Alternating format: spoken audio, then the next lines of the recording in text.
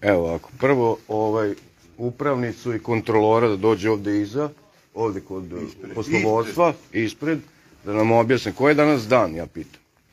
Danas je subota. Subota. Je li danas radna subota? Dobili smo dopis da čistimo za ostalo, da sad kreće ponedeljka normalno rad. Dobili ste vi kao poslovodstvo, tako? I mi smo zvali normalno ko hoće da dođe. Tako nije tačno. Samo malo, ovako. Ovde gospodin kontrolor i gospođa upravnica su zvali u 9 uveče ljude. Ima snimljeni razgovori. To je krivično delo. To je krivično delo uznemiravanja. Mogu da navedem i zakon. Koji je? Broj. Znači, to što su radili, to su pretnje, ucene, to je krivično delo. Nama subota ne možeš ništa da sačekaš, ja pričam sad, ja sam uzeo reč i sad ćete mene da slušate. Ne možeš. Tako je, mene ćeš da slušate. Ovaj gospodin ovde ispred je zvao noću za dobrobit svoje porodice, a ne za dobrobit kolektiva.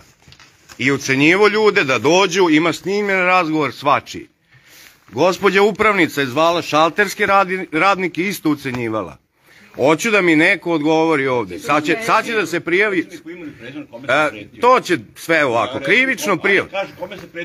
Rekao si čak da je direktor naredio. Znači direktor ti je naredio, ima snimljeno lepo sve, svačiji razgovor, to ima snimljeno. Ne, Petar Petrović je ovde imenom i prezimenom. Znači ti se kriješ ceo život. Iza poslovodstva. Iza poslovodstva se kriješ. Koji... Dobro, to ćeš ti da ustanoviš po decibalima. Gde je upravnica pošte? Ja sam ovde. Rado, da li si zvala šalterske radnike? Jesi. Što si govorila da dođu subotom? Nekima nije radna subota.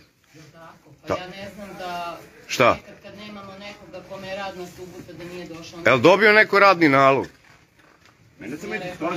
Tebe što interesuje početi ti odgovoriti. Ja pričam svoje, ja sam uzeo reč. Znači, ja kad završim isto koji direktora što sam saslušao. Petar Petrović sada... Može, slobodno. Drži čas. Čas. Mogu da vam držim čas. Mogu da vam držim čas. Evo i ja ću da održim čas. Evo, svi ljudi ovde. I ovo da vas upoznamo, ovo je Zrenjanin i ovo je prisilno dovođenje. Mi smo ipak došli svi, ali će da fasuju sad krivične prijave, zašto ćemo ovog trenutka zvati policiju. Pozivanje ljudi u 8:30 i 9 noću, bez obzira, ako sutra ne dođete, u ponedeljak ćete dobiti otkaze, tako je, to su pretnje. To ne može. Ja govorim da bi me čule kolege, koje nisu čule. Mogu ja da govorim u bradu, ali neću. Da ti odgovorim sad što kažeš